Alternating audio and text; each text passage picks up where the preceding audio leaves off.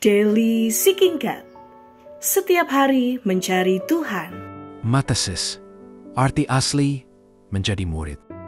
Di tengah arus gereja modern yang sering mengukur iman lewat aktivitas, posisi, atau pengalaman rohani, ada satu kata Yunani kuno yang membawa kita kembali ke inti panggilan Yesus, matesis, yang berarti pembelajaran, proses memahami, dan menjadi murid sejati. Dari sinilah kata matetes, murid, berasal. Dengan kata lain, inti kekristenan bukanlah sekadar ibadah atau pelayanan, melainkan matesis, perjalanan pembelajaran bersama sang guru.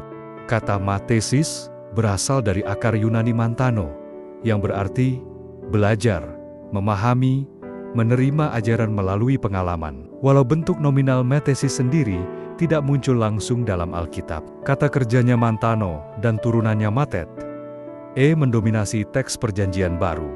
Yesus berkata, "Belajarlah dariku," Matius 11 ayat 29. Ini bukan ajakan intelektual belaka, melainkan undangan eksistensial untuk masuk dalam proses pembentukan ilahi. Sebuah matesis rohani di mana hati, pikiran, dan tindakan dipulihkan oleh sang guru.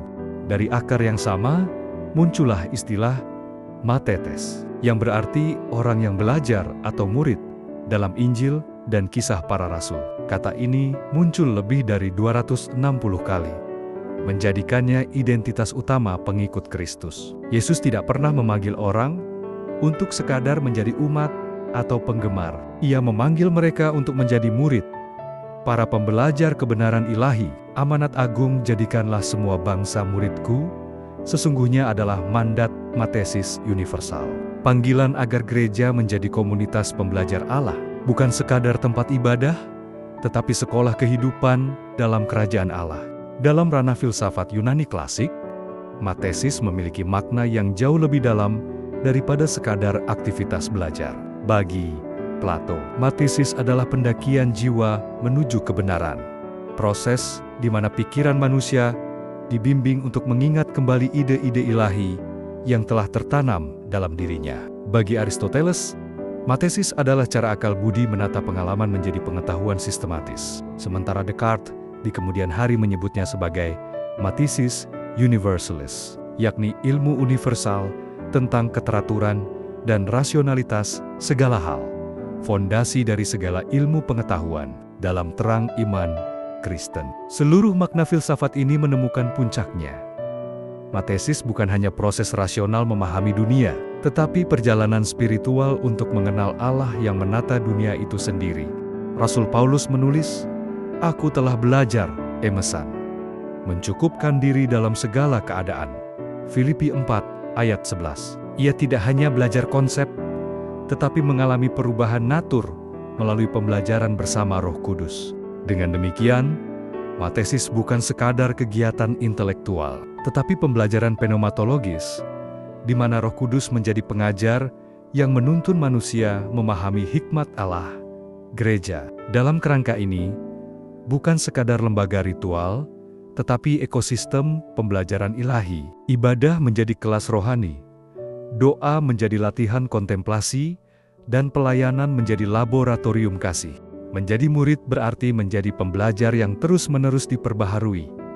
Bukan hanya di awal pertobatan, tetapi sepanjang hidup. Matesis menandai dinamika iman yang tumbuh, iman yang berpikir dan merenung, namun juga menghidupi wahyu dengan kasih. Kekristenan sejati adalah persekutuan, matetes, mereka yang sedang belajar mengenal Kristus dan diubah olehnya.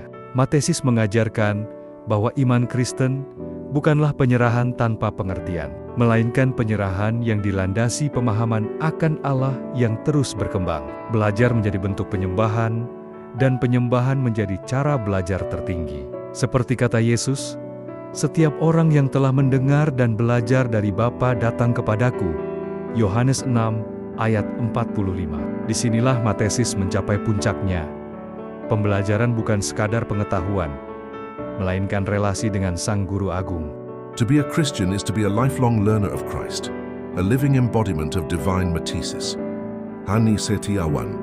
Ya Bapa di surga, kami datang di hadapan-Mu dengan kerinduan akan matesis, proses pembelajaran sejati bersama Guru Agung kami, Yesus Kristus.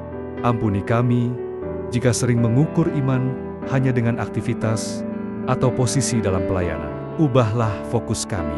Jadikanlah kami murid sejati yang terus-menerus belajar, memahami, dan hidup sesuai kehendak-Mu. Biarlah inti iman kami adalah perjalanan pembelajaran yang intim dengan-Mu, bukan kesibukan duniawi.